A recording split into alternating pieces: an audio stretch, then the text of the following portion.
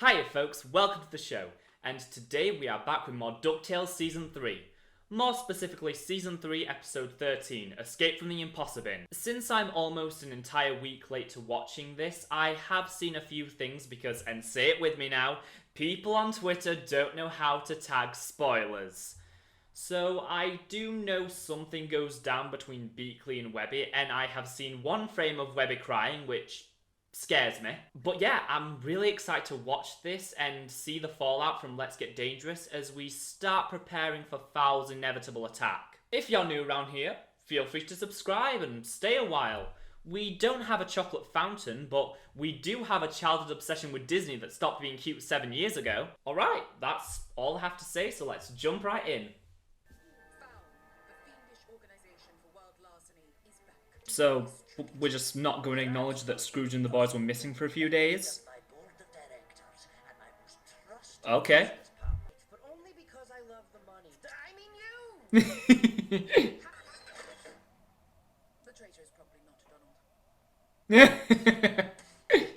know what? I don't want to terrify the Oh, Huey's got anxiety. Right.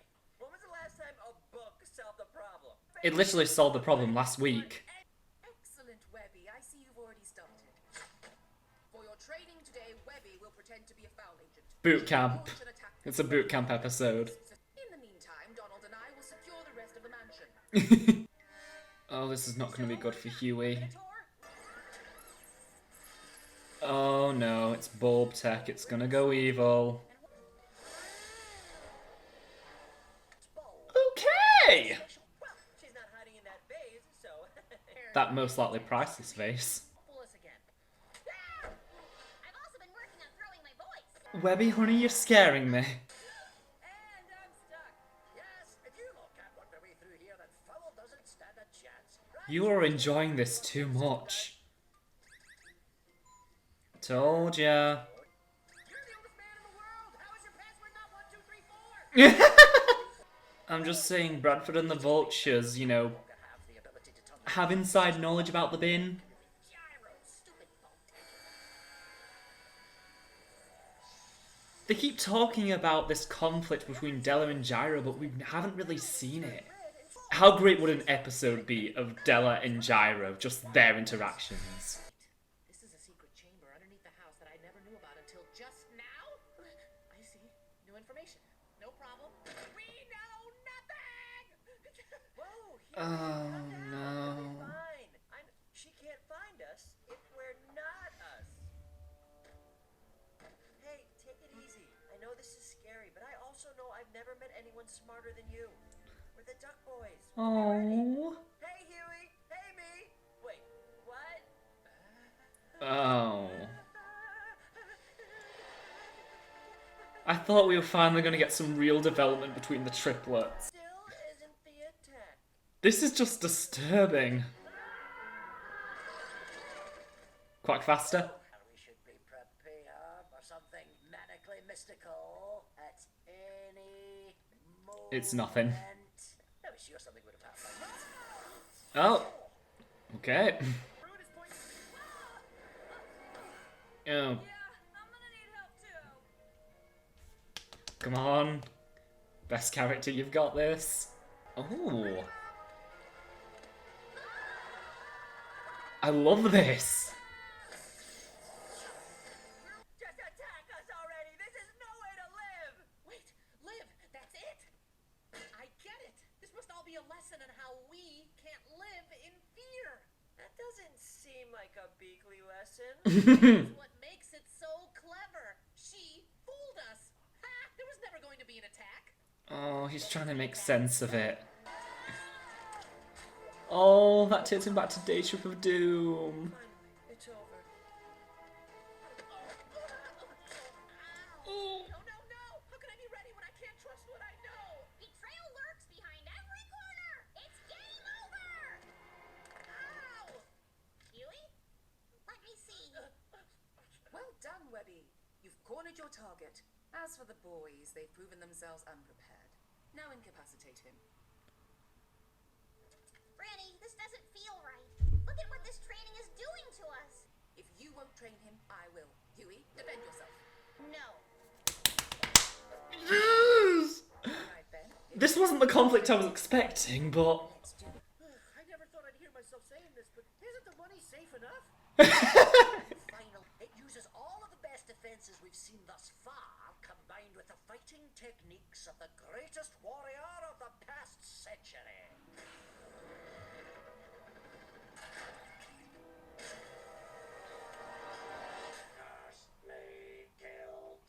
I mean, he is the greatest warrior of the past century, but still, you know, bit egotistical of you.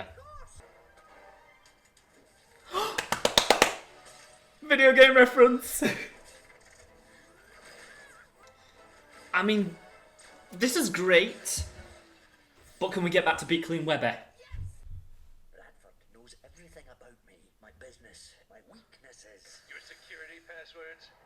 Greetings. Others? Excellent kick.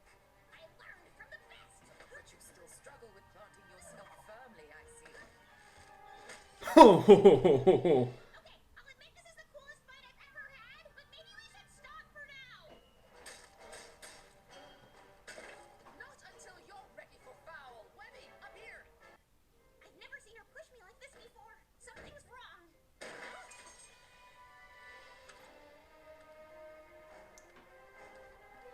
Okay, this just got dramatic out of nowhere. What do you know, Donald?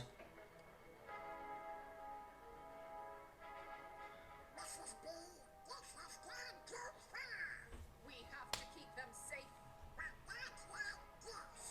She's my granddaughter. I'll determine what's best for her. We must be ready to fight.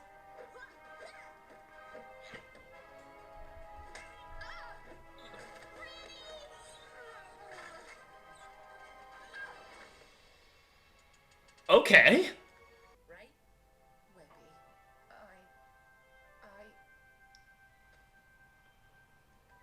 Say it. There is something you're not telling us and I want you to say it. I can do Come on, Louie. something me.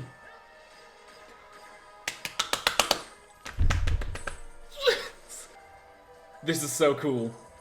Lad, how did you know to do that? Because of half the crazy stuff we survived today? You know, the past few years? The only reason... If we stick together, there's nothing we can... have a situation. Haven't you checked your phone? No, our communications are blocked. Huh? Is anything important? Scrooge, you double-crossing cad! Did you take the Fountain of Youth? Because we had agreed to keep it a secret, but when I went back to steal it again myself, it was gone!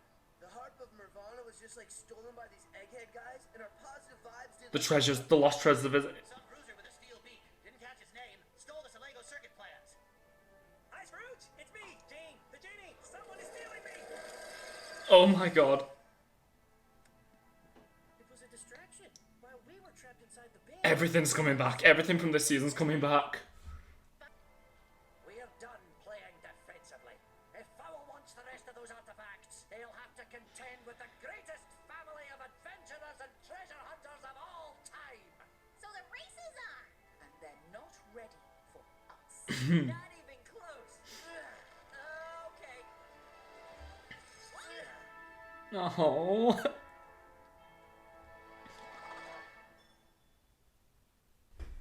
I wasn't expecting it to be that good.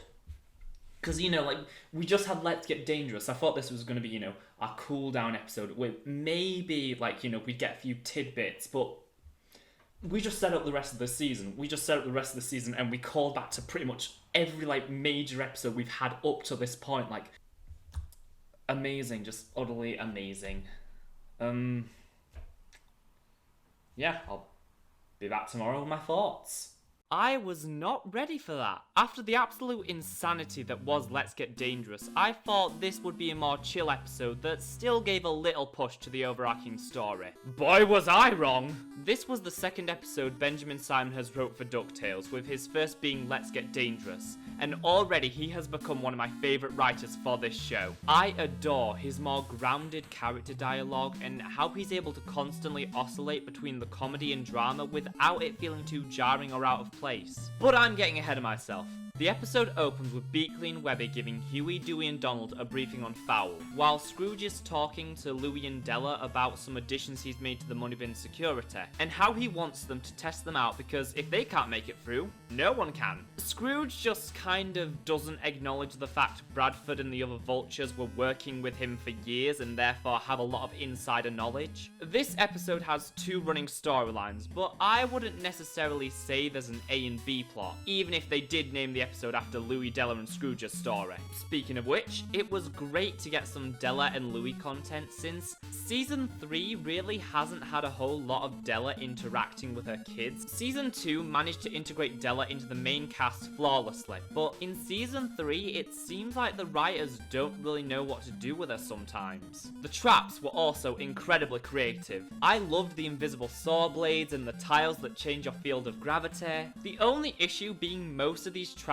run on bulb tech, which I thought for sure meant the bin was going to turn on them and start trying to actively kill them, like that one episode of Phineas and Ferb. It was also great seeing Louie in more of an active role instead of just providing commentary from the sidelines, though there is still a lot of that. You're the oldest man in the world! How is your password not 1234? Then the final line of defense is a robot, which of course gets taken over by Bradford because Scrooge didn't think his password shouldn't be something his former board of directors would know, like the amount of money in the bin. But who cares about that, because Scrooge uses cane as a pogo stick just like in the video game. The very last thing I want to bring up with this side of the episode is this. If we can beat it, so can Bradford. And then he'll beat us. Please, you're Scrooge McDuck. And what if that's not enough this time? I love this moment because this is what should have happened in Moonvasion.